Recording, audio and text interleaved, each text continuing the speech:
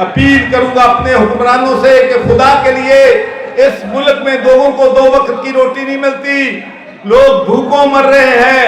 ईद पे लोग जो हैं कपड़े अपने बच्चों को नहीं दे सकते।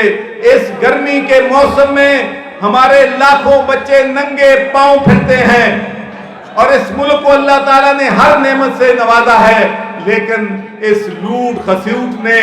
इस चोरी ने, इस डाके ने, इस करप्शन ने इस मुल्क के लोगों को गरीब तरीन कर दिया है।